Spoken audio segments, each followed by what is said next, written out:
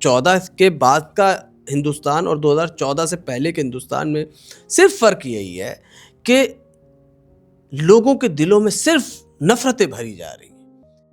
इस देश के हिंदू के अच्छे होने की ही दलील है कि आज अच्छी खासी तादाद मुसलमानों की हिंदुओं के साथ कारोबार भी कर रही है, सोशलाइज भी हो रही है, अपने निजी प्रोग्रामों में भी बुला रही है, अपने घरों में भी उनको दावत दे रही है, उनके यहाँ भी जा रही है।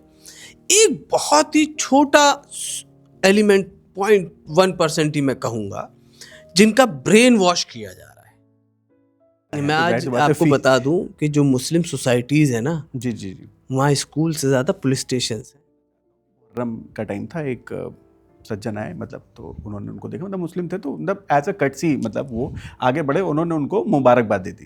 तो मैंने उनको समझाया भाई मुहर्रम जो है मातम का त्यौहार होता है, उसमें मुबारकबाद नहीं दी जाती है। तो आज़ादी कितने साल बाद एक कम्युनिटी साथ में, लेकिन एक गैप है। जैसे अब आप दिवाली का लीजिए, दिवाली हम क्यों मनाते हैं, हिंदू लोग हमारे क्यों मनाते हैं, ये इतना मुसलमानों को पता होना चाहिए। करीब आओ तो शायद हमें समझ लोगे। करेक्ट, वही मेरा, करीब आओ तो शायद हमें समझ लोगे।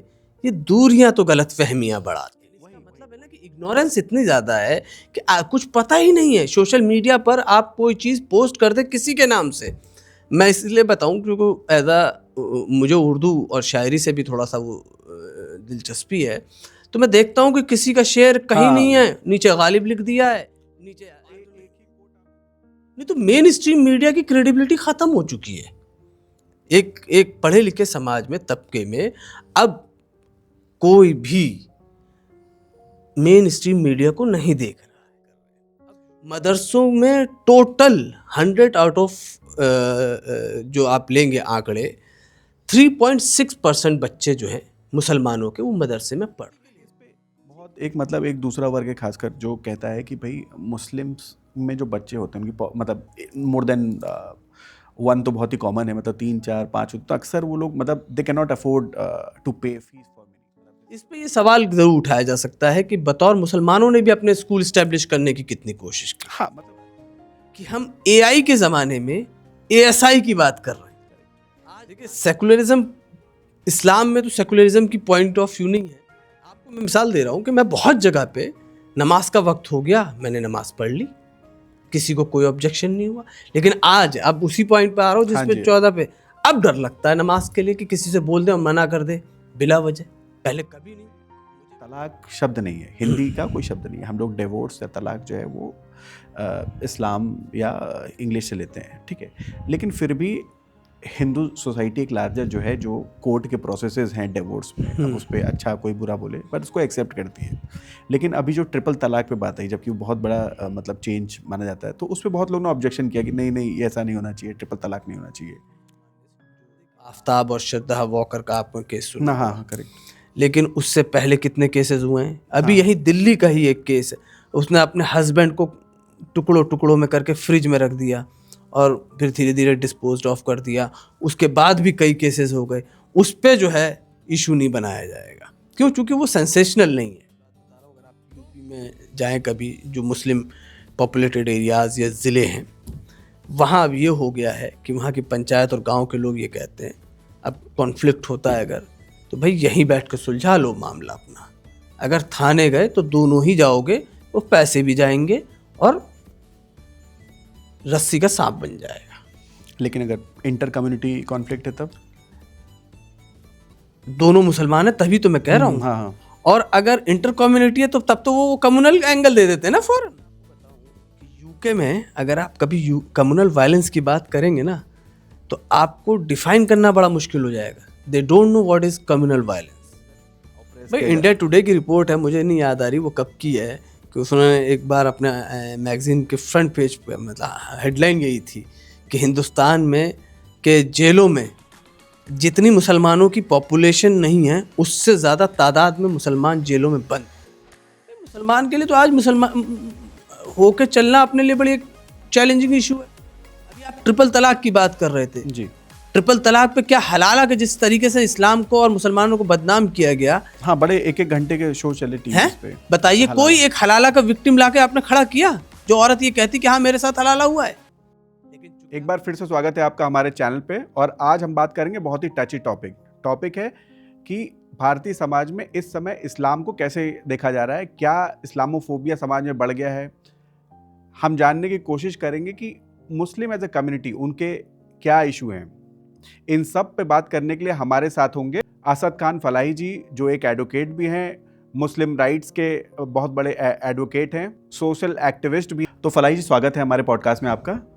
शुक्रिया अखिलेश जी कि आपने मुझे इस पॉडकास्ट में बुलाया, और मैं उम्मीद करता हूँ कि इस पॉडकास्ट के ज़रिए मैं अपनी बातें लोगों तक पहुँचा सकूँ, इस देश के लोगों तक, और इंक्लूसिवनेस के साथ।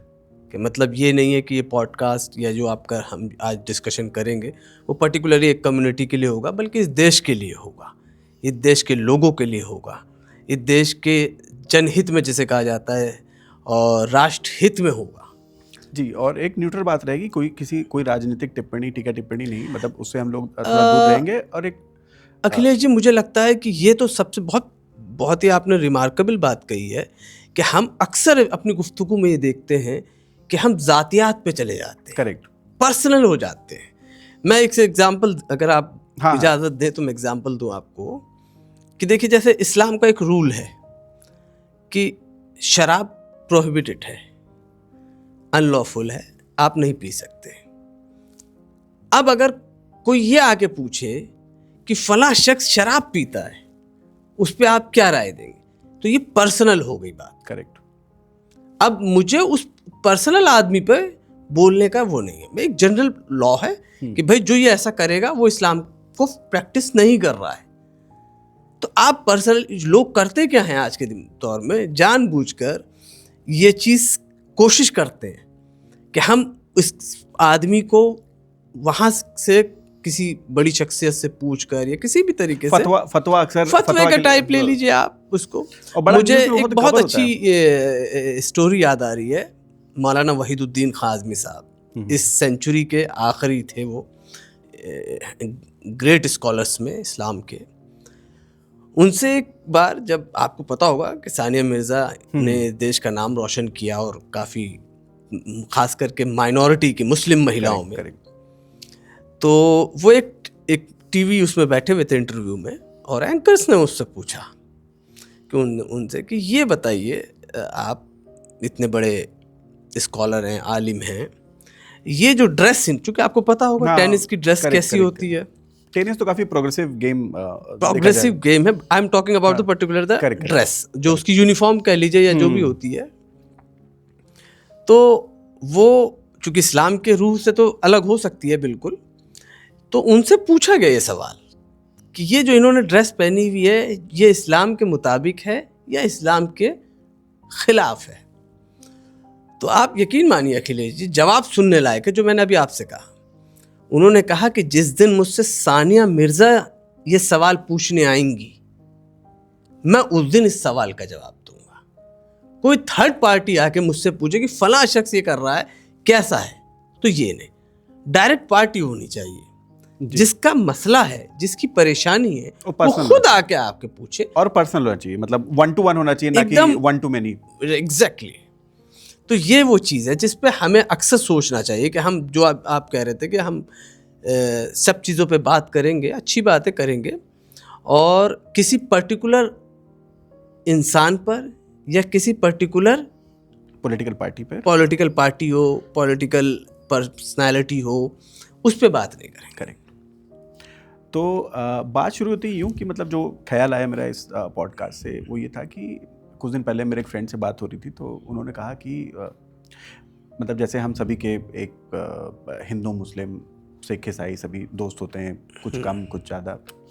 तो उन्होंने कहा कि पहले तो वो भी ईद मुबारक सबको भेजते थे मैसेज, कह रहे अब मैं नहीं भेजता हूँ।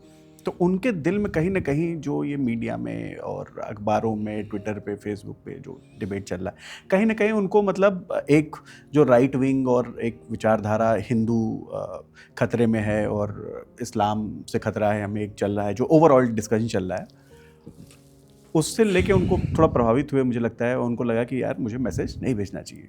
तो क्या पिछले 10 साल में आपको एज अ पर्सन और इवन इन द कम्युनिटी, मतलब फ्रेंड्स और फैमिली बहुत सारे लोग हैं, तो क्या आपको ऐसा लगा कि जो एक रवैया है, एक आम रवैया में मतलब सबका हो गया, मतलब जैसे आप बाहर समाज में निकलते हैं तो कोई परिवर्तन दिखा क्या? अब विशेषताएं कम हो गई हैं जो गैर मुस्लिम लोग हैं, या आपके फ्रेंड्स एंड फैमिलीज में कुछ ऐसा दिखा आपको चेंज? देखिए, मेरे फ्रेंड्स एंड सर्किल और एक्वेंटेंस पे आएंगे, लेकिन मैं उससे पहले एक आपसे, चूंकि आपने धर्म की बात की है, तो मैं आज आपको एक बहुत पूरी जिम्मेदारी के साथ ये बात कह रहा हूँ। और कोई भी धर्म हो, धर्म की रक्षा करने वाला ऊपर बैठा है, हम और आप रक्षा करने वाले नहीं। वो तो जाहिर सी बात है। देखिए, ये हमेशा याद रखिएगा कि लोगों ने धर्म को अपने मफाद, निजी स्वार्थ के लिए इस्तेमाल किया है। कभी भी कोई धर्म किसी से नफरत करना सिखा ही नहीं सकता। एक बड़ा ही संस्कृत का वो है श्लोक है, धर्मो रक्षति रक्षता। ये जो इसका अर्थ है कि जो धर्म की रक्षा करता है, धर्म उसकी रक्षा करता है। वो क्या है? उसका रक्षा से चूंकि हम एक लिटरली माने में ले रहे हैं, रक्षा मतलब डिफेंड करना नहीं, धर्म पर चलना, धर्म की जो तालीमात हैं, जो उसके एजुकेशंस हैं, जिस चीज़ पर वो चलने की आपसे बात करता है कि आप किसी के साथ गलत ना करें, आप किसी को धोखा ना दें, आप किसी का हक ना मारें, आप किसी के अधिकारों का हनन ना करें, ये धर्म बात करता है। नहीं, मेरा सवाल था कि ओवरऑल जो, अब मैं आ रहा हूं आपके सवाल पर कि 2014 से पहले जो चीज़ और 2014 के बाद के क्या चेंजेस हुए। देखिए अखिलेश जी, मैं आज आपको एक बात बता दूं कि इस देश का हिंदू बहुत अच्छा है, बहुत अच्छा है इस देश का हिंदू। और इस देश के हिंदू के अच्छे होने की ही दलील है कि आज अच्छी खासी तादाद मुसलमानों की हिंदुओं के साथ कारोबार भी कर रही है, सोशलाइज भी हो रही है, अपने निजी प्रोग्रामों में भी बुला रही है, अपने घरों में भी उनको दावत दे रही है, उनके यहाँ भी जा रही है। एक बहुत ही छोटा एलिमेंट, 0.1% ही मैं कहूँगा, जिनका ब्रेन वॉश किया जा रहा है। और उनका ब्रेन वॉश किस तरीके से किया जा रहा है?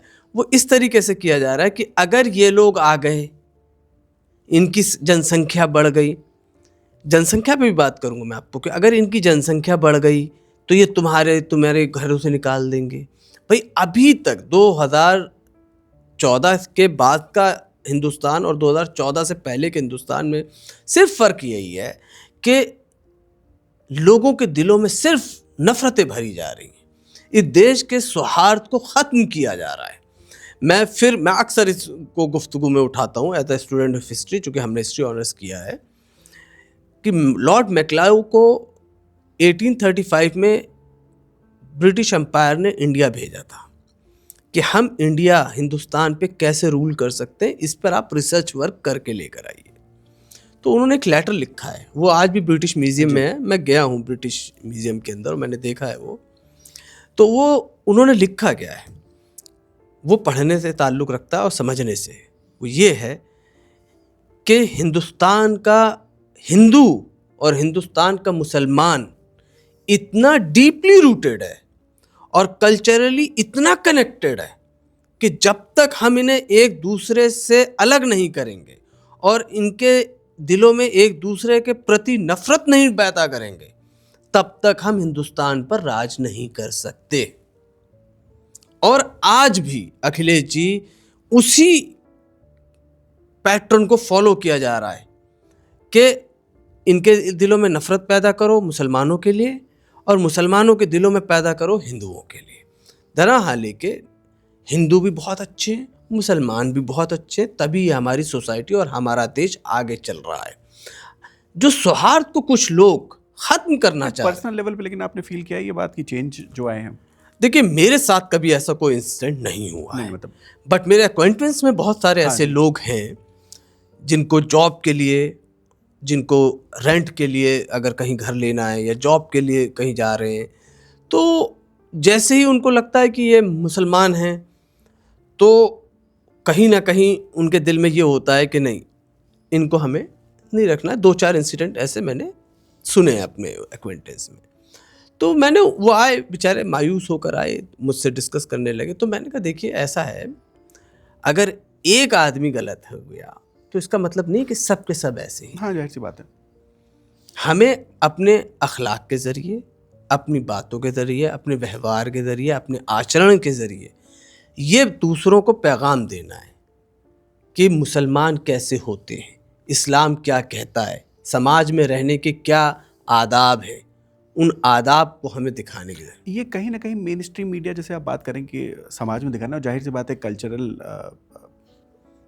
गैप भी, मतलब कहीं कल्चरल गैप भी नहीं कह सकते, मतलब जो लेकिन जो कवरेज है या डिस्कशन है उस पे कहीं ना कहीं मेन स्ट्रीम मीडिया में खासकर इस कल्चरल गैप को हम पाट नहीं पा रहे हैं। क्योंकि तो एक मैं आपको ऑफिस का इंसिडेंट शेयर करना चाहता हूँ कि मुहर्रम का टाइम था, एक सज्जन आए, मतलब तो उन्होंने उनको देखा, मतलब मुस्लिम थे, तो मतलब एज अ कटसी मतलब वो आगे बढ़े, उन्होंने उनको मुबारकबाद दे दी।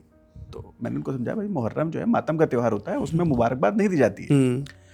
तो आज़ादी के इतने साल बाद एक कम्युनिटी साथ में, लेकिन एक गैप है बहुत ज़्यादा। अभी जैसे मुहर्रम एक बहुत छोटी सी, आप ट्विटर पे भी ट्रेंड करेगा, बहुत लोग मुहर्रम बोलेंगे, मुहर्रम की बधाई दे रहे होंगे एक दूसरे को। तो ये भी बहुत छोटी सी बात है, जबकि मुहर्रम एक त्यौहार है जो तो ये गैप कहीं ना कहीं देखिए अब पता नहीं चल पा रहा है। नहीं, ये गैप सिर्फ इसी पे नहीं है। हाँ, मतलब इसको एक एग्जांपल इसको है। अखिलेश जी, मैं ये कहता हूँ, वो तो ऑफिस का वाकया बता रहे हैं, तो he must be well Twitter भी एजुकेटेड। ऑल्सो, ट्विटर तो, और जितने सोशल मीडिया पर है, मैं उसका इंसिडेंट बता रहा हूँ कि आप ये देखिए क्या होता क्या है हमारे यहाँ भेड़ चाल है। अगर कोई पार्टी के लोग किसी के विरोध में प्रदर्शन करने जाते हैं तो उन्हें यह भी नहीं पता होता हम प्रदर्शन करने क्यों आए हैं। यूट्यूब पर ऐसी वीडियोस भरी पड़ी हैं कि जिस पर मीडिया ने पूछा उससे कि आप क्यों प्रदर्शन करने आए हैं, क्यों आप प्रोटेस्ट कर रहे हैं।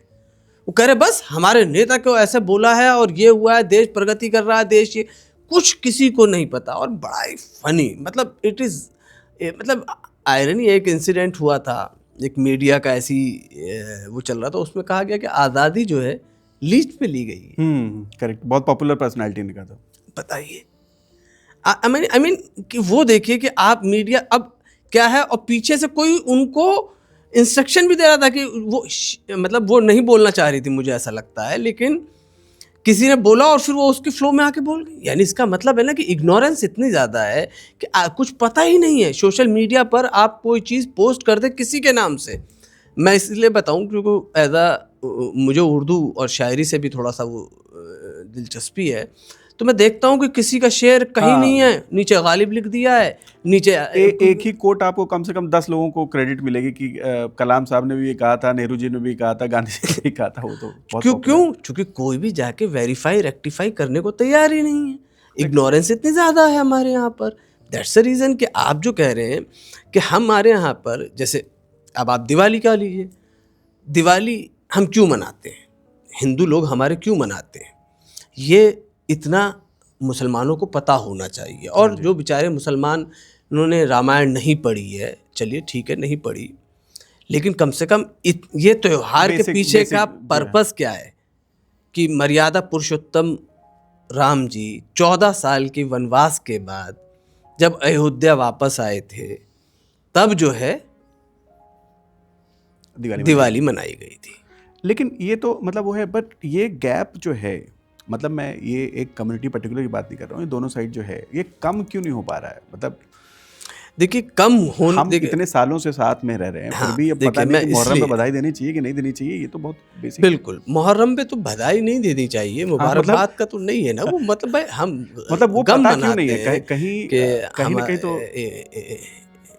कि मुहर्रम के ताल्लुक से लोगों को इस बात की जानकारी नहीं है कि शहीद हुए थे वो हमारे सब नबी सल्लल्लाहु अलैहि वसल्लम के नवासे, और उसके गम में हम मुहर्रम जो है वो करते हैं, ताज़िए निकलते हैं, इंसान अपने आप को, वो कपड़े नहीं पहनता, कुछ नहीं खाता है, बहुत सारी चीज़ें हैं मुहर्रम के ताल्लुक से। तो लेकिन मुझे ये लगता है कि जो आप कह रहे हैं पता होना, या आप नफ़रत और अच्छाई पे बात कर रहे हैं, क्योंकि मैं दोनों के अलग अलग एग्जाम्पल देना चाहूँगा।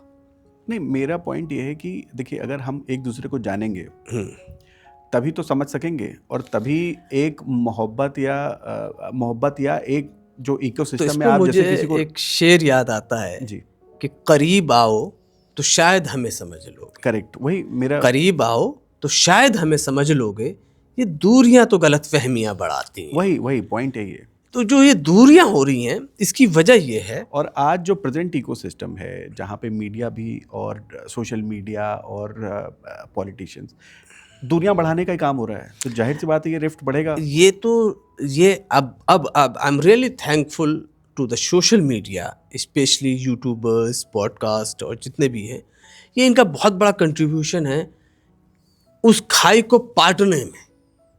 नहीं तो मेन स्ट्रीम मीडिया की क्रेडिबिलिटी खत्म हो चुकी है। एक पढ़े लिखे समाज में, तबके में अब कोई भी मेन स्ट्रीम मीडिया को नहीं देख रहा है।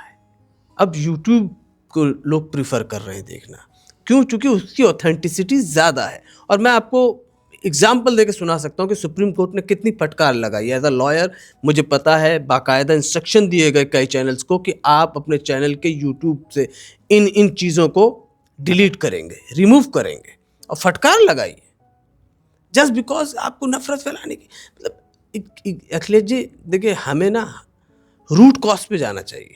जी रूट कॉज ये है कि नफरत फैलाई क्यों जा रही है। इस वक्त इस देश में हाईएस्ट नौजवानों का रेट है।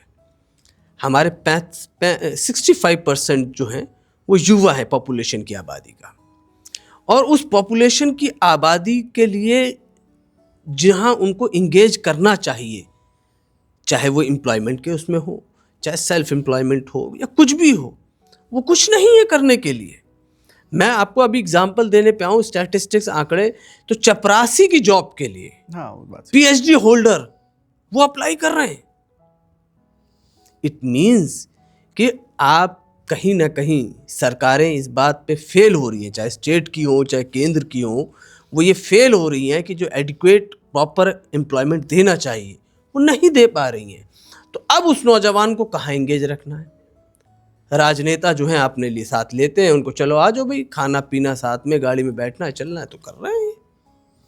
एक इस पे जब एजुकेशन की बात हो रही है तो देखते हैं कि कहीं ना कहीं जैसे इस्लामिक एजुकेशन की जो बात होती है उसमें भी साइंस और टेक्नोलॉजी जो है उतनी इंक्लूसिव नहीं हो पाई है। जैसे मदरसे की लेके अक्सर डिस्कशन डिबेट होते रहते हैं, और अभी भी जो मतलब मेरे ख्याल से लिटरेसी रेट और सोशियो इकोनॉमिक स्टेटस जो एक लार्जर तबके का पहुंच नहीं पा रहा, तो उस पर भी कुछ काम नहीं हो रहा है। अखिलेश जी, मैं यहाँ पे अब आपके शो के जरिए ये मिथ भी खत्म कर दूं, जी, और जी, स्टैटिस्टिक्स हाँ के जी, साथ, बिल्कुल, कि इस्लाम की तालीम कभी भी साइंस के खिलाफ नहीं है। नहीं खिलाफ नहीं से बात है, मैं आ रहा हूँ।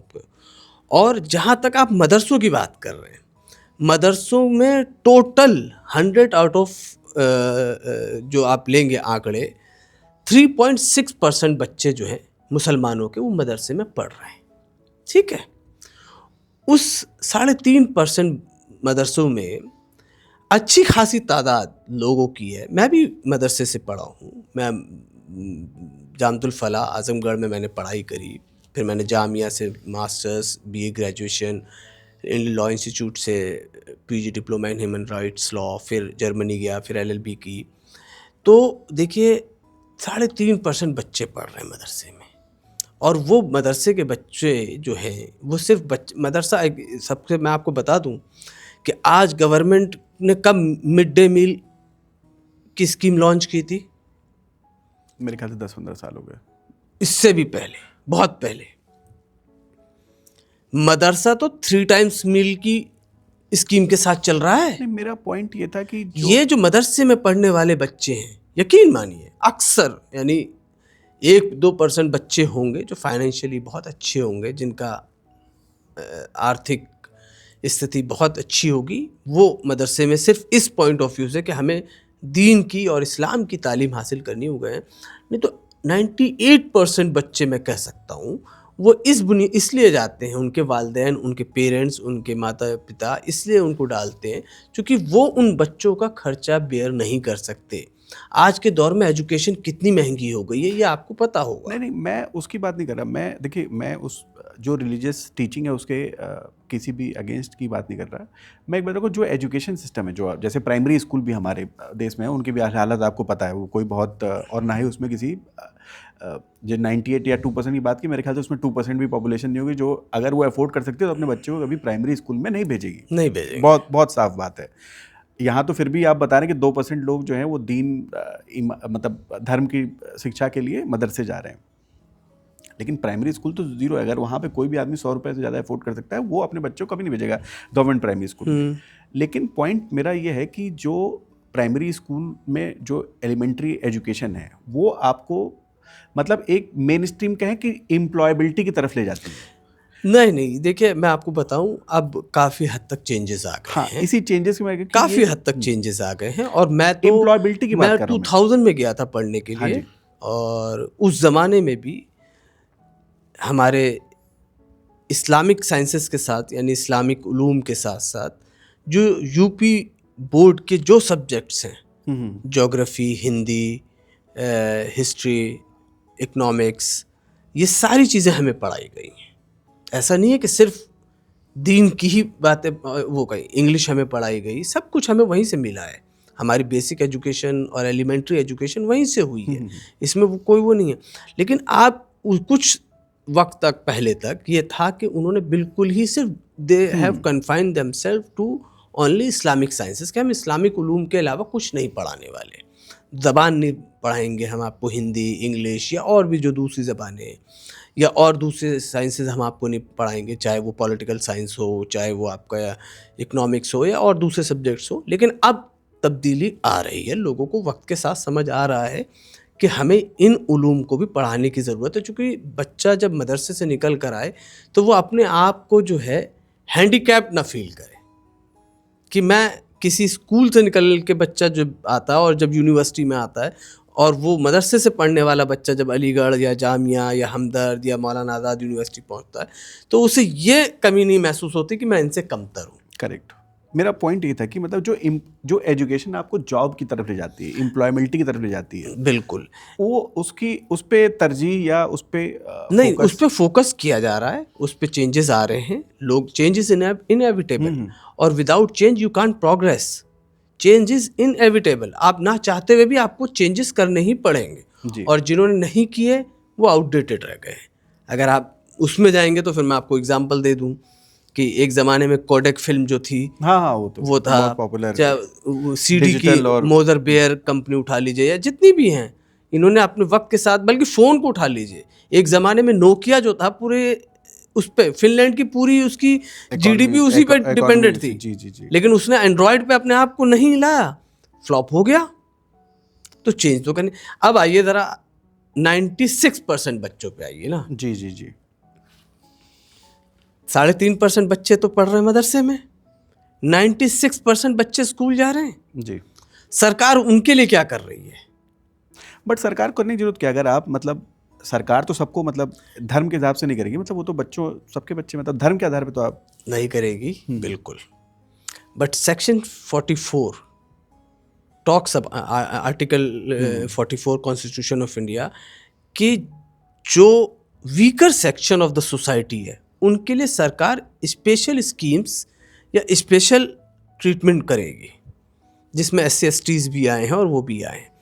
तो फाइनेंशियली जो लोग वीक हैं, जो अपने बच्चों को नहीं पढ़ा पा रहे हैं, हाँ करेक्ट है, उनके लिए आप क्या कर रहे हैं?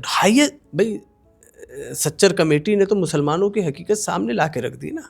उससे पहले तो भ्रम था जी कि भाई कुछ जगहों पे तो वर्ड्स उन्हीं के हैं, मेरे नहीं है, जस्टिस सच्चर साहब के, कि दलितों से भी बदतर है और हाईएस्ट ड्रॉप आउट रेट मुसलमानों का है। उसमें एक बहुत बड़ा वर्ग है मतलब। और अब आप आइए, अभी की जो रिपोर्ट है, 10 लाख बच्चे यूपी के वो स्कूल छोड़ दिया उन्होंने। अब उसके अंदर रीजनिंग में जाएंगे तो बहुत सारे ये आते हैं पॉइंट कि कुछ के फाइनेंशियली क्राइसिस थे, कुछ के फैमिली इश्यूज थे, कुछ के पर्सनल इश्यूज थे, कुछ का इंटरेस्ट ही नहीं था पढ़ाई में, कुछ स्पोर्ट्स में जाना चाह रहे थे, कुछ किसी में भी जा सकते। पॉइंट वो नहीं है, पॉइंट ये है कि एजुकेशन फॉर ऑल, इसके तहत सरकार क्या स्कीम कर रही है? एजुकेशन पे हम लोग बात कर रहे थे, तो जो प्राइमरी एजुकेशन है वो तो फ्री है सबके लिए, मतलब ऑलमोस्ट। प्राइमरी एजुकेशन फ्री है, लेकिन हायर एजुकेशन, हायर एजुकेशन उस 10th 12th के बाद आप जाएं तो आप, अगर आपको सरकारी कॉलेजेस और यूनिवर्सिटीज़ में एडमिशन नहीं मिला तो एक अच्छा खासा कमाने वाला भी इंसान अपने बच्चे को ग्रेजुएशन नहीं करा सकता। जहाँ हम बैठे हैं यहीं से कुछ दूरी पे अम्बेडकर यूनिवर्सिटी है जी, और आपको पता है वहाँ की ग्रेजुएशन की फीस कितनी है।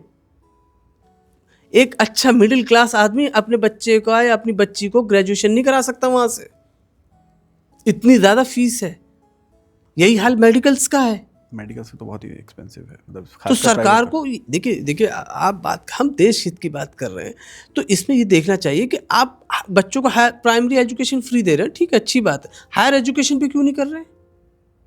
सोशल सिक्योरिटी बहुत ज़रूरी है देश की तरक्की के लिए, देश की प्रगति के लिए। इस पे बहुत एक मतलब एक दूसरा वर्ग है खासकर जो कहता है कि भाई मुस्लिम्स में जो बच्चे होते हैं उनकी मतलब मोर देन 1 तो बहुत ही कॉमन है, मतलब 3 4 5, तो अक्सर वो लोग मतलब they can not afford to pay fees for money, मतलब this is a very common ऐसा देखिए, वो आप कह सकते हैं कि बच्चे होते हुए हैं और कुछ डेटा अवेलेबल भी है कि मुसलमान, लेकिन इसका ये मतलब नहीं है कि वो अपने बच्चों को पढ़ाने के लिए तैयार नहीं है या बच्चों को पढ़ाना नहीं चाह रहे। कौन माँ बाप अपने बच्चों को नहीं पढ़ाना चाहता? हर कोई चाहता है कि मैं अपने बच्चे को बेहतरीन तालीम और तरबियत दूँ। हाँ, बट ऑफ कोर्स अगर आपके पास मतलब आपके अगर बच्चे मतलब ज़्यादा है मैं तो आज जाहिर सी बात है आपको बता दूं कि जो मुस्लिम सोसाइटीज़ है ना, जी जी जी, वहाँ स्कूल से ज़्यादा पुलिस स्टेशंस हैं। ऐसा क्यों? ये तो आप मतलब ऐसा आपको ये पिछले 10 सालों में हुआ कि मतलब अब इसका एक्यूरेट डेटा तो मैं निकाल के आपको बता नहीं पाऊंगा, लेकिन जो इस वक्त लोगों का सर्वे और जो लोगों ने महसूस किया, ये मैं उनकी बात बता रहा हूँ कि स्कूल्स नहीं है वहाँ पर। और मैं कितने आपको एग्जाम्पल दूंगा, जाइए आप जहाँ जहाँ मुस्लिम सोसाइटीज़ या मुस्लिम क्लस्टर्स हैं वहाँ कितने स्कूल हैं। इस पे ये सवाल ज़रूर उठाया जा सकता है कि बतौर मुसलमानों ने भी अपने स्कूल इस्टेब्लिश करने की कितनी कोशिश की। हाँ, मतलब ये जो मतलब, एक एलीट क्लास है मुसलमानों का, उनको चाहिए था कि वो एजुकेशन पे काम करते, करेक्ट, अच्छे स्कूल्स पॉलिटिशियंस बनाते भी हैं उनके मतलब ऐसा नहीं कि भाई एक अच्छा वर्ग है जो संभ्रांत है मुसलमानों में। अजीम प्रेम जी हैं जैसे, वो तो इतने बड़े फिलैंथ्रोपिस्ट भी हैं, और मतलब ऐसे बहुत सारे लोग हैं और समाज में भी आई एम श्योर कि हैं लोग, लेकिन जो फोकस जो है मतलब पॉलिटिशियंस का भी फोकस, मतलब अगर एक तरफ हिंदू मुस्लिम करना चाहता है तो दूसरी तरफ भी उसको पार्टनर नहीं चाहता, वो भी उसी का फायदा उठाना जब चाहता तक है। इंसान निस्वार्थ होकर काम नहीं करना चाहेगा। मैं आज आपको बता दूं, ये तो आप पर्टिकुलर एक पर्सपेक्टिव उसमें बात कर रहे हैं मुसलमानों के, लेकिन हिंदुस्तान में 2 चीज़ें, जो लोग भी आपका पॉडकास्ट देखें और जिनके दिल में ये ख्वाब हो, ये सपना हो और उनके पास रिसोर्सेज हो, संसाधन हो, तो हिंदुस्तान में 2 चीज़ें जितनी बनाई जाएं वो कम होंगी। एक स्कूल और दूसरा अस्पताल। ये जितने बना दिए जाएं वो भी कम पड़ेंगे, लेकिन दोनों ही कम है, मतलब अभी तो बहुत कम है। मंदिर मस्जिद की बात करते हैं हम लोग हमेशा कि ये बनाना है। बिल्कुल, आप देखिए, अब आप मंदिर मस्जिद पर आ रहे हैं तो वही देख रहे हैं ना। हाँ, मतलब कि अब आप सोचिए, ये अभी मैंने कुछ दिन पहले कहा था संबल इंसा पर कि हम एआई के ज़माने में एएसआई की बात कर रहे हैं। करेक्ट, आज आर्टिफिशियल इंटेलिजेंस का दौर है। We are living in the age of information and soon we will enter into the age of knowledge. अभी नॉलेज के उसमें नहीं है, अभी हम इंफॉर्मेशन में हैं।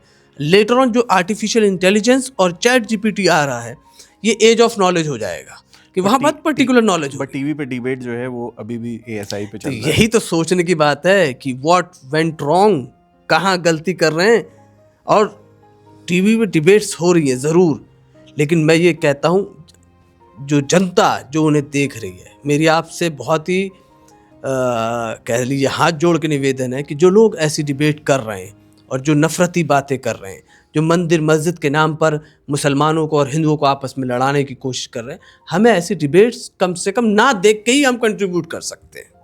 देखिए, बेंजामिन फ्रैंकलिन जो फाउंडिंग फादर हैं अमेरिका के, उनकी एक बहुत छोटी सी, बहुत ज़्यादा किताब बड़ी नहीं है, मैं बोलता हूँ इसे पढ़ना चाहिए, कि उन्होंने लिखा है कि एक ग्रेट नेशन कैसे बनता है। ग्रेट नेशन बनता है एक एक इंडिविजुअल की गुड क्वालिटीज से, उसके ट्रेड्स से। What can you contribute in nation building and nation transformation.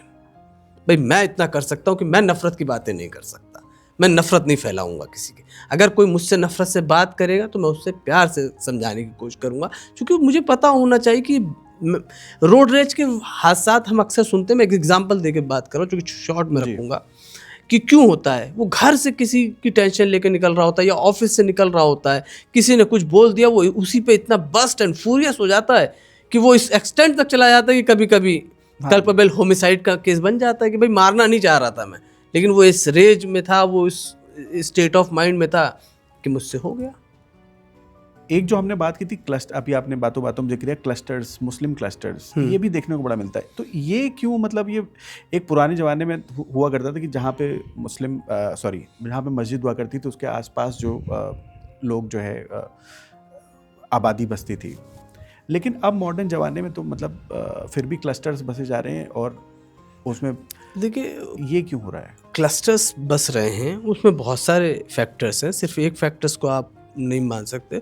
एक उसमें सबसे बड़ा फैक्टर्स ये है कि आप बहुत जगहों पर आप जैसे कहेंगे कि आप मुसलमान हैं, चूँकि 2014 के बाद से ये चीज़ें हो गई हैं कि भाई, अब ये बात बताइए, आप कभी किसी डॉक्टर के पास या किसी सब्जी वाले के पास, किसी फल वाले के पास, किसी रेहड़ी वाले के पास ये देख के सामान लेने गए हैं कि वो किस धर्म से ताल्लुक़ रखता है? कोई मतलब नहीं रखता, मेरे ख्याल से कोई पूछता भी नहीं है। कोई नहीं पूछता। लेकिन आज झंडे लगाए जा रहे हैं। अगर तुम्हारा नाम एम से शुरू होता है या मोमडन हो, मुसलमान हो, तो तुम अपना नाम लगाओ वहाँ पर।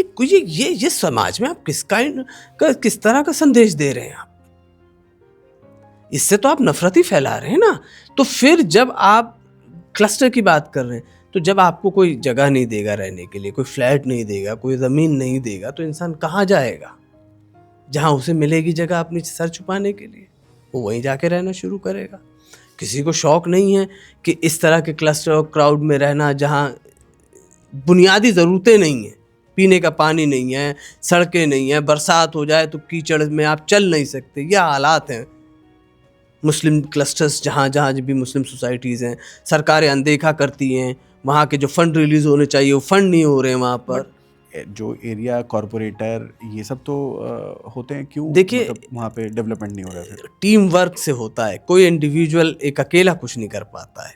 एक इंसान जितनी अपनी तरफ से कोशिश कर सकता है, सही कह रहे हैं आप, एमएलए होते हैं, कॉर्पोरेटर्स होते हैं, एमपीज होते हैं, वो कर सकते हैं। लेकिन कितने एमपीज, कितने एमएलएज और कितने लोग पूरे एरिया को कवर कर पाएंगे? जब तक सरकार अगर अनदेखी करने, फाइल अटकी पड़ी है तो पड़ी है, क्या कर सकते हैं आप उसके अंदर? बहाने बहुत होते हैं। देखिए, करने के लिए कोई बहाना नहीं, ना करने के 100 बहाने होते हैं।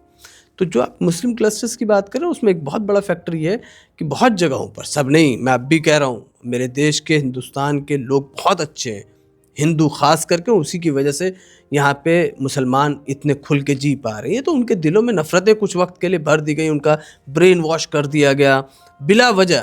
भाई, आपके जिसमें, आपके शरीर में जो खून बह रहा है, मेरे भी शरीर में वही खून बह रहा है। सिर्फ आपके और मेरे में सिर्फ इतना सा फ़र्क होगा कि आपकी आस्था किसी और चीज़ में है, मेरी आस्था किसी और चीज़ में। आपकी पूजा पद्धति, आपका इबादत करने का तरीका कुछ और हो सकता है, मेरा कुछ और हो सकता है। एक जो और इसके साथ मैं आज एक और जुमला बोलूँ, हाँ, ये इसको क्लैरिफिकेशन करना बहुत ज़रूरी है। हमारा देश सेकुलर है, भाई प्रियम्बल यही कहता है। सेकुलरिज्म की डेफिनेशन क्या है? हाँ, मैं भी ये समझना चाहता, मैं ये सवाल पे आना चाह रहा था कि इस्लामिक पॉइंट ऑफ व्यू से सेकुलरिज्म की डेफिनेशन क्या है? देखिए, सेकुलरिज्म, इस्लाम में तो सेकुलरिज्म की पॉइंट ऑफ व्यू नहीं है, लेकिन जिसने सेकुलरिज्म और जितने भी इज़म रखे हैं, इनके पीछे एक पूरा एक फ़लसफ़ा होता है, फ़िलॉसफी होती है। सेकुलरिज्म की फ़िलॉसफी पे चूँकि बात करूँ, चूँकि अगर और जाएंगे तो लंबी हो जाएगी हमारी गुफ्तगू।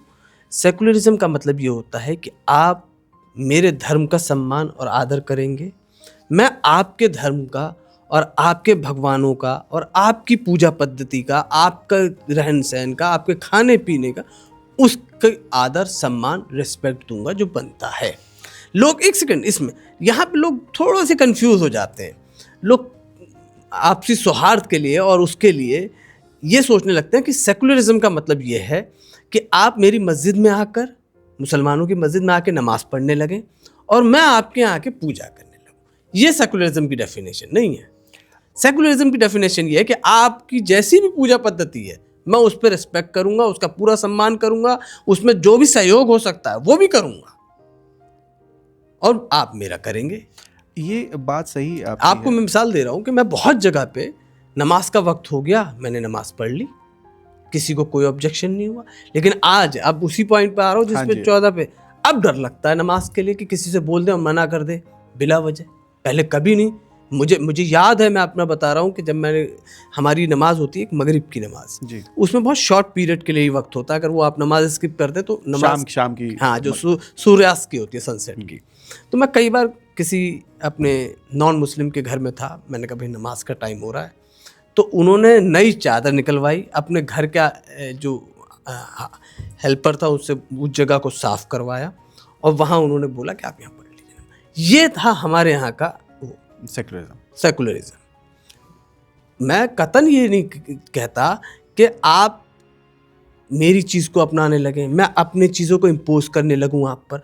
अब ज़बरदस्ती इम्पोज किया जा रहा है। नहीं, यहाँ इम्पोज में एक थोड़ा सा मेरा एक टॉपिक मतलब जो है यहाँ पे, एक जैसे एक तो रिलीजन की बात हुई, एक लार्जर सोसाइटी, बट कुछ कुछ चीज़ें जो हैं बाई लॉ चलती। जैसे मैं एग्जांपल दूं कि हिंदुज़म में तलाक शब्द नहीं है, हिंदी का कोई शब्द नहीं है। हम लोग डिवोर्स या तलाक जो है वो इस्लाम या इंग्लिश से लेते हैं, ठीक है। लेकिन फिर भी हिंदू सोसाइटी एक लार्जर जो है, जो कोर्ट के प्रोसेसेस हैं डिवोर्स में, अब उस पर अच्छा कोई बुरा बोले बट उसको एक्सेप्ट करती है। लेकिन अभी जो ट्रिपल तलाक पे बात आई, जबकि वो बहुत बड़ा मतलब चेंज माना जाता है, तो उस पर बहुत लोगों ने ऑब्जेक्शन किया कि नहीं नहीं ऐसा नहीं होना चाहिए, ट्रिपल तलाक नहीं होना चाहिए। देखिए मतलब सॉरी, ट्रिपल तलाक मतलब जो इस्लामिक पद्धति है उसी हिसाब से होना चाहिए। नहीं, ट्रिपल तलाक तो पहली बात, बट कुछ मुद्दे में मेरा कहने का पॉइंट ये था कि जैसे आप लॉयर भी हैं, तो कुछ जो मुद्दे होंगे वो तो बाई लॉ ही गवर्न होंगे ना। मतलब देखिए सबसे पहले एक बात बता दूं मैं आपको अखिलेश जी, दुनिया में आप कभी भी किसी इंसान को कानून के जरिए अच्छा नहीं बना सकते। नहीं कानून जो होता है रेगुलेट करने के लिए होता है सोसाइटी को। करेक्ट है, ये तो बात सही है आपकी। दुनिया का कोई भी कानून किसी इंसान को अच्छा नहीं बना सकता। नहीं बना, ये तो सिर्फ सोसाइटी को कैसे रेगुलेट किया जाए इसलिए लॉज बनाए जाते हैं। कवानीन जितने भी होते हैं वो इसलिए होते हैं कि समाज में आपके अधिकारों की सुरक्षा कैसे हो सके, मेरे अधिकारों की सुरक्षा कैसे हो सके। कानून इसलिए बनाए जाते हैं। कानून का मतलब ये नहीं होता कि हम इंसानों को अच्छा बनाएंगे। इंसान को अच्छा बनाने का काम तो धर्म का ही है। नहीं, यहाँ तो रेगुलेशन की बात हो रही, जो ट्रिपल तलाक वाला अब बात। ट्रिपल तलाक पर आइए। देखिए ट्रिपल तलाक जो है इस्लाम का जो इन्होंने समझा वो तरीका नहीं है। इस्लाम में तो कुरान कहता है एक तलाक दे, अब तलाक मर्रतान। इसमें लोगों, वही मैंने जो शुरू में बात कही थी कि लोगों में जागरूकता नहीं है, एजुकेशन नहीं है, और इग्नोरेंस की इंतहा ये है कि लोग निकाह कैसे करना ये तो बता देते हैं, लेकिन अगर कभी तलाक की नौबत आए तो कैसे देना है ये नहीं बताते। बड़ा अफसोस की बात है। अब मैं बहुत बता रहा हूँ मैं इस मामले में, और चूँकि बहुत केसेस देखे हैं एज अ लॉयर भी और एज अ इस्लामिक स्कॉलर भी, और भी बहुत सारी चीज़ मैं आपको बता रहा हूँ। अखिलेश जी, इस्लाम का तरीका मैं आज आपको मैं बता दूँ। हाँ बताइए बताइए। इस्लाम, किसी मियाँ बीवी के बीच में डिस्प्यूट हुआ, नहीं रहना चाहते साथ में, हस्बैंड कहेगा कि मैं तलाक देता हूँ तुम्हें, बस एक बार, सिंपल। और 3 महीने का मेंस्ट्रुएशन पीरियड होगा। उस मेंस्ट्रुएशन पीरियड के बाद हस्बैंड भी आज़ाद है कहीं भी शादी करने के लिए, और बीवी भी आज़ाद है कि वो किसी और लड़के से शादी करना चाहे वो कर ले। लेकिन अगर लेटर ऑन दोनों को ये गलती का एहसास होता है कि हमने ये फैसला लेके गलत कर दिया, तो वो दोबारा निकाह करेंगे। 2 लोगों की गवाही होगी, काजी साहब आएंगे, खुतबा निकाह पढ़ेंगे, और दोनों निकाह करके वापस अपने घर आ जाएंगे। ये है, ये एक लाइफ लाइन ख़त्म हो गई। ये सज़ा थी मर्दों के लिए और बना दी औरतों के लिए। होता क्या था कि लोग क्या करते थे कि लोग औरतों को अबेंडन करके छोड़ देते थे। अल्लाह के रसूल सल्लल्लाहु अलैहि वसल्लम के ज़माने में क्या कि भाई तलाक दे दी, छोड़ दिया, फिर जैसे ही इद्दत का पीरियड पूरा होने वाला होता था फिर वापस ले आते थे, फिर छोड़ देते थे। तो अल्लाह के रसूल सल्लल्लाहु अलैहि वसल्लम के पास शिकायत की औरतों ने कि ये लोग हमें ना तो किसी दूसरे से शादी करने दे रहे हैं और ना हमें अपने पास रख रहे हैं, ना हमारा खर्चा बेयर कर रहे हैं, ना हमारे एक्सपेंसेस दे रहे हैं, ना हमें वो दे। तब कुरान ने कहा कि अत-तलाक मर्रतान, ये जो तुम्हें लाइफलाइन दी गई है, ये जो तुम्हें हक दिया गया है, ये ज़िंदगी में सिर्फ 2 बार इस्तेमाल कर सकते हो। जब तीसरी बार दोगे तो फिर वो तुम्हारे को कभी भी तुम उससे निकाह नहीं कर सकते। ये था इस्लाम का तलाक का कॉन्सेप्ट, बेसिक कॉन्सेप्ट बहुत इजी कॉन्सेप्ट है। और इसको तो मैंने बहुत अच्छे से, उसमें भी जब सुप्रीम कोर्ट की हियरिंग में भी था मैं, और मैं आपको बताऊं कि उसमें मैंने ये कहा भी था कि भाई जब निकाह हो रहा हो उसी वक्त ये बात कह दी जाए कि अगर लड़का कितनी ही बार तलाक तलाक तलाक बोलेगा, एक तलाक मानी जाएगी। अगर आप सेक्ट्स में जाएंगे इस्लाम के, जितने अलग अलग डिफरेंट स्कूल ऑफ थॉट्स हैं, तो इमाम शाफी रहमतुल्लाह अलैह को मानने वाले लोग और अहले हदीस हैं और जितने अहले तशय्युअ हैं, ये लोगों के यहाँ 3 तलाक का कॉन्सेप्ट नहीं है।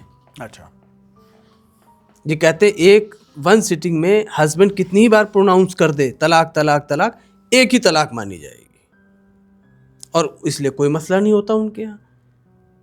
ये इमाम अबू हनीफा के जो हैं उनके यहाँ पर ये इशू है कि उन्होंने एक हज़रत उमर के एक एडमिनिस्ट्रेटिव फैसले को उन्होंने मान लिया कि अगर वन सिटिंग में अगर एक बार हस्बैंड कई बार तलाक बोल देगा तो वो तीनों तलाक मान ली जाएगी।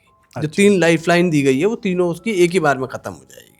ये है कॉन्सेप्ट। उस कॉन्सेप्ट को सही से बताए मौलाना मौदूदी ने 1951 में, उनकी बुक है राइट्स ऑफ स्पाउसेस, यानी हस्बैंड वाइफ के क्या हुकूक हैं, वो लिखा है। उस पर उन्होंने तलाक सलासा पे, ट्रिपल तलाक पे बहुत लंबा 7-8 पेज का एक पूरा एक मौजू लिखा उस पर, और उलमाए कराम को, सिविल सोसाइटीज़ के लोगों को इस बात की तरफ तवज्जो दिलाई कि आप ये तलाक सलासा जो ट्रिपल तलाक हो रही है, उस ज़माने में भी हो रही थी, इस पर लोगों को एजुकेट करें, समझाएं कि इस तरह तलाक नहीं दी जाती जिस तरह आप दे रहे हैं।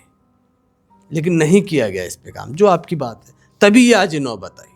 लेकिन कानून में भी अभी बहुत फ्लॉज हैं, इसमें काफ़ी तरमीम करनी चाहिए। बट मेरे ख्याल से कुछ चीज़ें जो हैं, जैसे एक होता है सेकुलरिज्म की, जो हम लोग थोड़ी देर पहले बात कर रहे थे, उसमें एक तो है कि कॉमन डेफिनेटली आप जो है एक कल्चरल और रिलीजियस जो है वो रिस्पेक्ट देना चाहिए। दूसरा, लेकिन कुछ चीज़ें तो बाय लॉ ही गवर्न होंगी, बाय लॉ जो है, जैसे प्रॉपर्टी है फॉर एग्जांपल। प्रॉपर्टी के लिए तो पूरे देश में एक ही वो है ना, आप 2 लोग प्रॉपर्टी खरीद बेच रहे हैं, तो उसमें कोई इस्लामिक और हिंदू लॉ तो गवर्न कर नहीं रहा है, या क्रिश्चियनिटी लॉ। वो तो शरीयत एप्लीकेशन 1937 का जो है, उसमें तो सिर्फ निकाह तलाक सक्सेशन और उसमें वो भी है, वो है तो।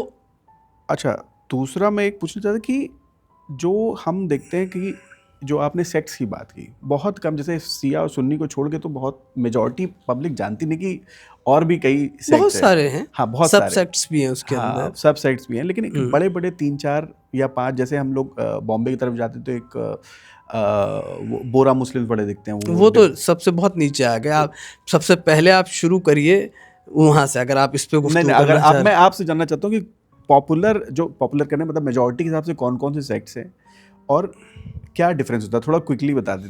सबसे पहला सेक्ट है इमाम अबू हनीफा को मानने वाले, 4 इमाम हैं, तो वो बताते भी जाइए ना कि ये शिया है या सुन्नी है। नहीं, देखिए सबसे पहले जो शुरुआत हुई वो 2 में हुई, हज़रत अली के दौर में।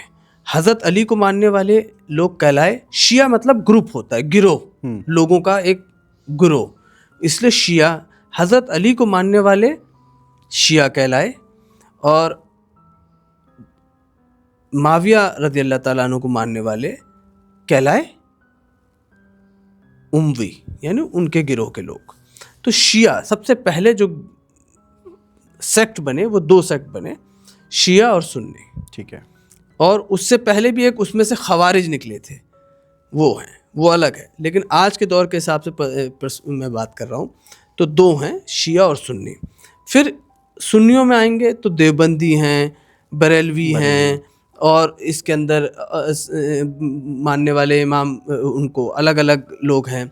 शियाओं के अंदर अलग हैं, इस्माइलिया अलग हैं, वो अलग हैं, बोहरा वो सबसे नीचे हैं उनकी हकीकत। तो इन सब की आस्थाएं अलग अलग हैं, मानते सब एक है। देखिए बुनियादी फ़र्क सबका, जो उसूल है, जो प्रिंसिपल है, वो सबका एक है। चाहे शिया हो चाहे सुन्नी हो, दोनों मानेंगे अल्लाह ताला एक है, खुदा एक है, तौहीद पे दोनों मानते हैं। नमाज को वो भी मानते हैं, रोज़े को वो भी, लेकिन अलग अलग होती है शायद। मस्जिदें भी अलग होती है, पढ़ते साथ में, कोई ऐसा नहीं है, क्योंकि वो लोग अपनी मस्जिद बनाते हैं, क्योंकि कोई नहीं है मस्जिद। मैं भी शियाओं की मस्जिद में नमाज पढ़ लेता हूँ, बहुत कश्मीरी गेट पे जामा मस्जिद है शियाओं की, बहुत शानदार, बहुत अच्छी मस्जिद है। कई बार मगरिब की नमाज मैंने वहाँ पढ़ी, असर की नमाज वहाँ पढ़ी है मैंने।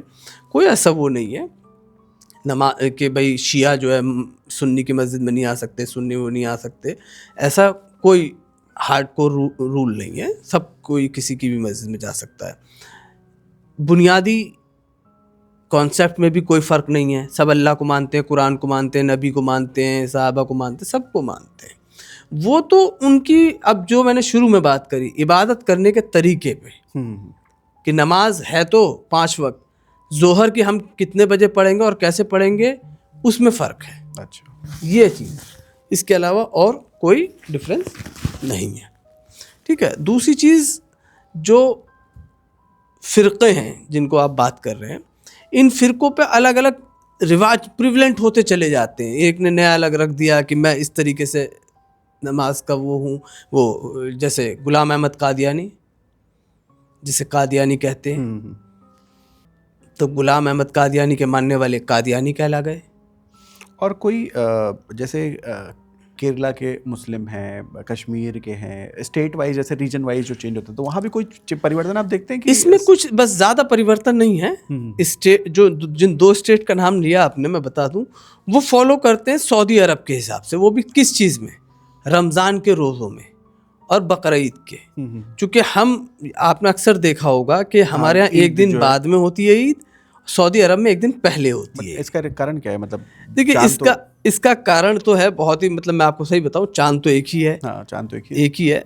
अब इसको माहिर फल्कियात के पास देना चाहिए था, तो अभी तक ये जो उलमाए कराम हैं वो डिसाइड करते हैं कि भाई चांद नज़र आया तो ईद होगी। जो इस्लाम का उसूल है कि चांद देखने के बाद आप ईद मनाएंगे। चांद देखने, और वैसे ही रोज़ों का है कि चांद देखने के बाद आप रोज़ा शुरू करेंगे रमज़ान का। तो ये चांद के ऊपर है। और मुझे फिर भी वहाँ एक दिन पहले होती है, यहाँ एक दिन बाद में। हाँ, चूँकि वहाँ डिसाइडेड होता है। वहाँ चूँकि हमारे यहाँ जो कोई कैलेंडर है जो है वो सोलर कैलेंडर है। अच्छा। उनके यहाँ जो है लूनर कैलेंडर है। अच्छा। कमरी महीने। अच्छा। तो पहले से ही फिक्स करके चलते हैं कि भाई हमारे इस डेट को ये है, ये है। चूँकि सरकारी काम उनके उसी हिसाब से होते हैं, इस वजह से उनके यहाँ पे पहले से फिक्स होता है और वो उसी से गवर्न होते हैं। हमारे यहाँ पर ये है। तो केरला के और कश्मीर के जो लोग हैं वो उन्हीं लोगों को फॉलो करते हुए ईद भी सेलिब्रेट करते हैं, बकरा ईद भी सेलिब्रेट करते हैं, रमज़ान के रोज़े भी उसी हिसाब से शुरू करते हैं। बाकी रेस्ट ऑफ द जो कंट्री है इंडिया के, बाकी वो सारे जो हैं वो इंडिया के ही उस पर रूल करते हैं। जो कॉन्स्टिट्यूशन है प्लस मीडिया है, तो कोई इनके परिवर्तन में भी काफ़ी आपको लगता है कि मुस्लिम्स के इश्यूज या उनको वेल प्रोटेक्ट कर रहे हैं आज के टाइम पे?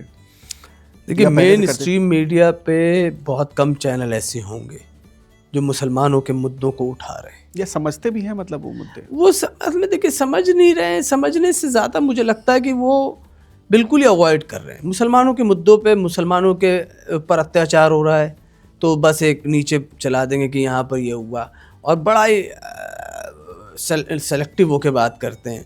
अगर ख़ास करके जब किसी कपल में कॉन्फ्लिक्ट हुआ और उसने अगर दोनों लिविंग में रहने वालों में अगर लड़का मुसलमान है और उसने लड़की को मार दिया, नाम से मुसलमान हो गया वो, तो उससे मुसलमान नहीं कहता मैं, तो उसको दिखा देंगे कि भाई एक मुसलमान ने जो आफ्ताब और श्रद्धा वॉकर का आपको केस सुना। हाँ, करेक्ट। लेकिन उससे पहले कितने केसेस हुए हैं? अभी यही दिल्ली का ही एक केस है। उसने अपने हस्बैंड को टुकड़ों टुकड़ों में करके फ्रिज में रख दिया और फिर धीरे धीरे डिस्पोज ऑफ कर दिया। उसके बाद भी कई केसेस हो गए। उस पे जो है इशू नहीं बनाया जाएगा। क्यों? चूँकि वो सेंसेशनल नहीं है। तो मीडिया, जो मेन स्ट्रीम मीडिया है, वो सेंसेशन बनाने की कोशिश करती है, लोगों के दिलों में कैसे नफरत पैदा करने की। बैलेंस ओपिनियन नहीं है आपका? बैलेंस ओपिनियन बिल्कुल नहीं है। सारी के सारी नहीं, कुछ होंगे, कुछ एंकर्स भी अच्छे हैं। पुलिस और एडमिनिस्ट्रेशन में भी ये चेंज दिखता है आपको? काफ़ी हद तक। यूपी का तो मैं बता सकता हूँ पर्सनल तजर्बे में, और आपको बहुत प्रैक्टिकली बात बता रहा हूँ। अगर आप यूपी में जाएं कभी, जो मुस्लिम पॉपुलेटेड एरियाज़ या ज़िले हैं, वहाँ अब ये हो गया है कि वहाँ की पंचायत और गांव के लोग ये कहते हैं, अब कॉन्फ्लिक्ट होता है अगर, तो भाई यहीं बैठ कर सुलझा लो मामला अपना। अगर थाने गए तो दोनों ही जाओगे, तो पैसे भी जाएंगे और रस्सी का सांप बन जाएगा। लेकिन अगर इंटर कम्युनिटी कॉन्फ्लिक्ट है तब? दोनों मुसलमान है तभी तो मैं कह रहा हूँ। हाँ। और अगर इंटर कम्युनिटी है तो तब तो वो कम्युनल एंगल दे देते हैं ना फौरन। अच्छा। तब तो वो कम्युनल एंगल मिल जाएगा उनको, उसमें तो कोई इशू ही नहीं है। उसमें तो फौरन कम्युनल एंगल मिल गया कि भाई एक मुसलमान ने जो है एक हिंदू के पैसे मार लिए हैं और वे कर लिए हैं, ज़मीन हड़प ली है, ये कर लिया है। दरअसल कि क्या हकीकत है, उसके पीछे का क्या इतिहास है, कहाँ से बात शुरू हुई, क्या, कोई कुछ नहीं सुनने को तैयार होता है। किसी ने कुछ बोल दिया, बस उसी को फॉलो अप करते हुए जा रहे हैं। अभी कई कई केसेस में आपने देखा होगा जिसमें मीडिया ने अपॉलॉजी करी है कि जी हमने वो खबरें दिखाई हैं, वो गलत थी, अब हम सही कर रहे हैं। तो ये जो कम्युनिटी के जो एक्चुअल मुद्दे क्या हैं, हिंदू मुस्लिम अगर छोड़ दिया जाए, मंदिर मस्जिद छोड़ दिया जाए, तो एक्चुअल जो इश्यूज हैं वो क्या है और उस पर कितना फोकस है गवर्नमेंट का या कम्युनिटी लीडर्स का?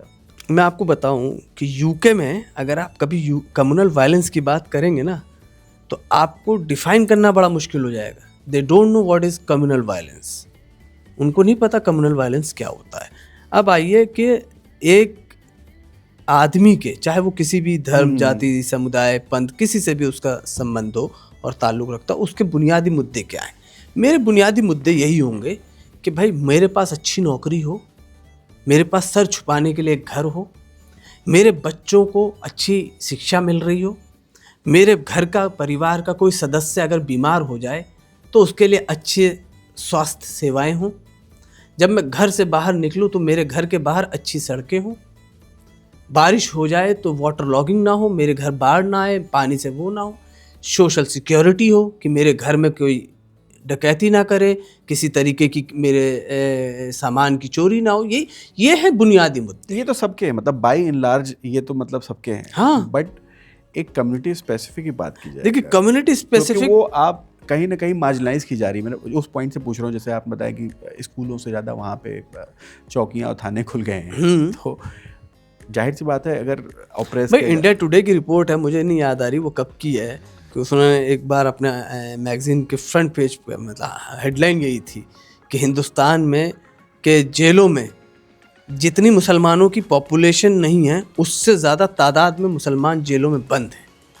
ये इंडिया टुडे की रिपोर्ट है, मेरी नहीं है। मैंने पढ़ी थी वो मैगजीन, मुझे रिकॉल नहीं हो रहा कि एक्चुअल डेट कौन सी थी। यानी टोटल परसेंटेज निकाले मुसलमानों की अगर 15% है तो जेलों में ज़्यादा है, 40-50% है। इसी पे तो लोग भी कहते हैं ना कि मतलब क्योंकि ये बहुत ज़्यादा क्रिमिनल, मतलब एक जो परसेप्शन है सोशल मीडिया पे भी आप अक्सर देखेंगे, जो अभी हम लोग क्राइम की बात कर रहे थे, ये भी परसेप्शन है कि तो फिर आप ये बता दीजिए, फिर अब आपको मैं फिर देखिए अब मुझे थोड़ा सा नाम लेना पड़ेगा क्योंकि मेरे जामिया के सीनियर्स हैं और मैं उनका नाम लूँ। बिल्कुल। शिफाउर रहमान साहब, हमारे शिफा भाई, क्या वो क्रिमिनल है? मीरान हैदर स्टूडेंट हैं, क्या वो क्रिमिनल है?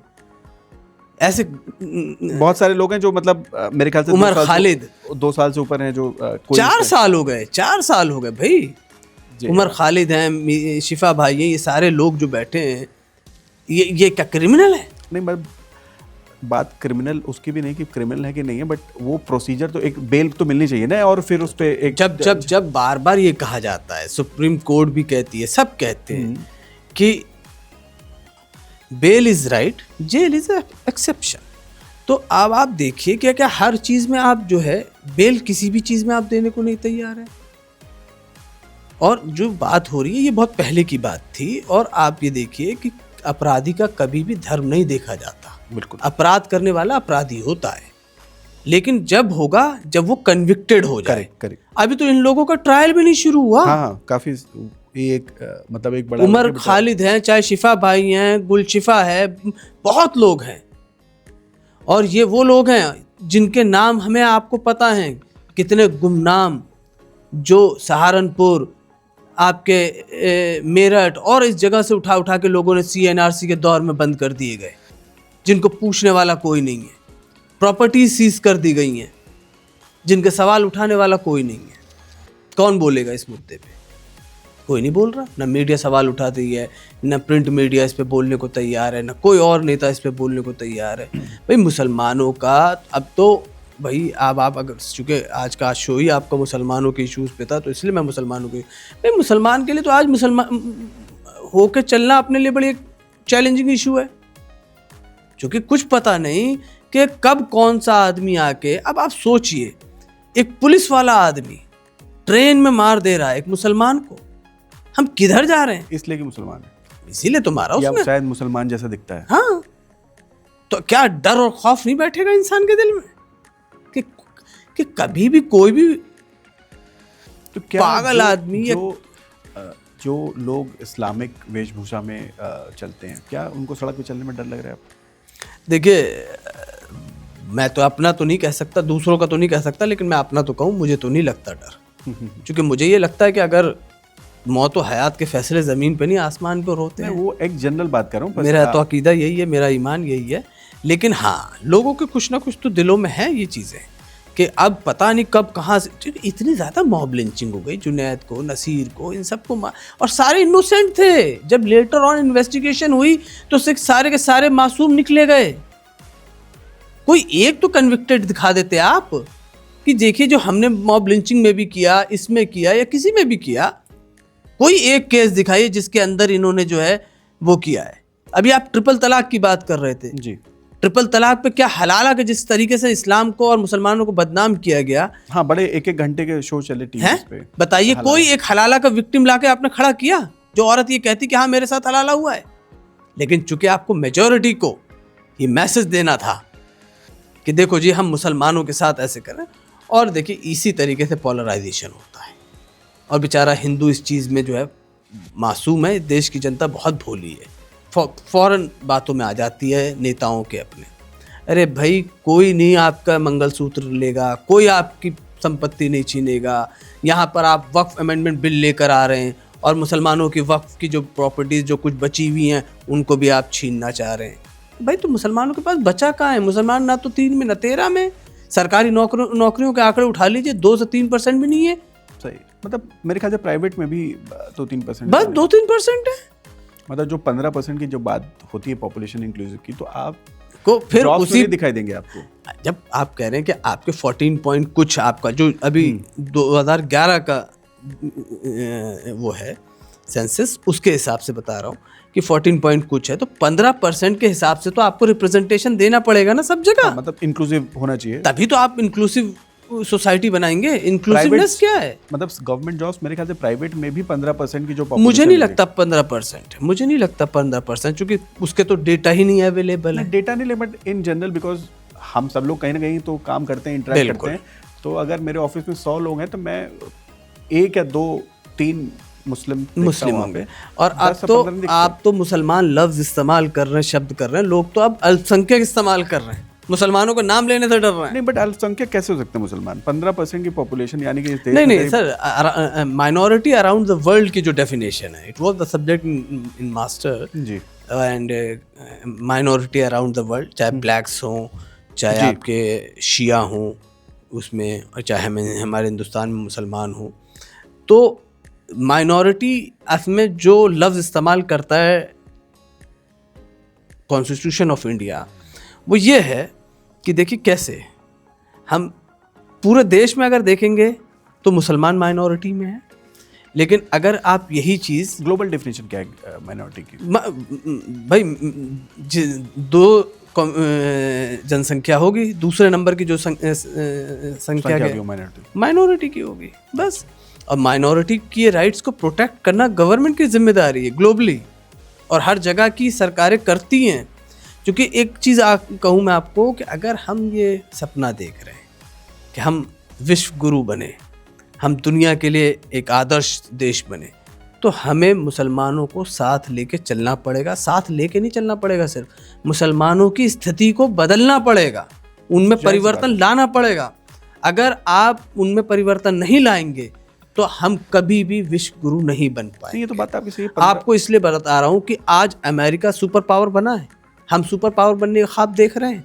सुपर पावर तभी बन पाएंगे, वो भी सुपर पावर कब बना? क्योंकि ब्लैक्स के साथ बहुत डिस्क्रिमिनेशन हो रहा था अमेरिका में, लेकिन उन्होंने आखिर में ब्लैक्स को अपने साथ लिया, उनको प्रोटेक्ट किया, उनके लिए, उनके डेवलपमेंट के लिए, उनके वेलफेयर के लिए काम किए, उनको वही इंक्लूसिवनेस की बात जो बात करी, उनको उन्होंने नौकरियों में हर जगह में अपने साथ लिया, तब कहीं जाके वो सुपर पावर बने।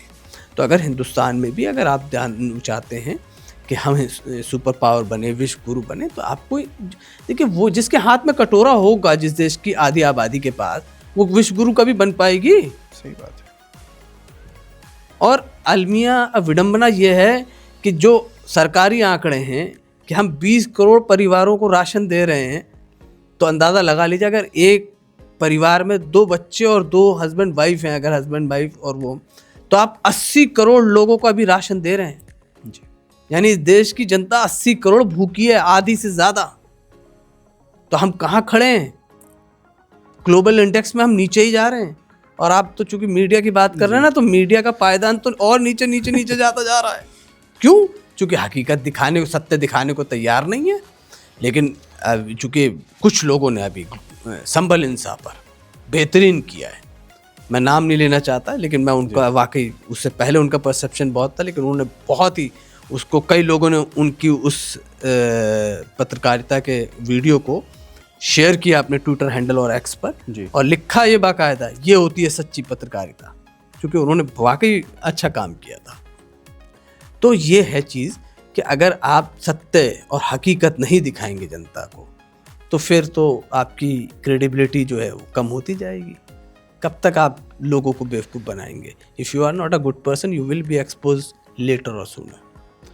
तो फलाही जी, बड़ा अच्छा लगा आपसे बात करके और थोड़ा इस्लाम को और करीब से समझना, और उम्मीद है कि मैं हमारे दर्शक भी जो थोड़ा एक इस्लामिक पॉइंट ऑफ व्यू को, जो कम्युनिटी की समस्याएं हैं उसको समझने में कहीं ना कहीं पॉडकास्ट उनको हेल्प करेगा, और कहीं ना कहीं ये जो कम्युनिटी की जो गैप्स की लाने की कोशिश की जा रही है उसको पाटने की कोशिश करेगा पॉडकास्ट। पाटने की तो कोशिश हम और आप और सारे लोगों को ही करना पड़ेगा। जी बिल्कुल। ठीक है अखिलेश जी, आपके पॉडकास्ट में आके आपसे अपने व्यूज़ शेयर करके बहुत अच्छा लगा, और मुझे उम्मीद है कि आपके दर्शकों को भी अच्छा लगेगा, और ये पॉडकास्ट इस देश के लिए, इस देश के समाज के लिए बेहतरी का काम करेगा। और उम्मीद करता हूँ कि आगे फिर मुलाकात होगी। बिल्कुल। Thank you so much.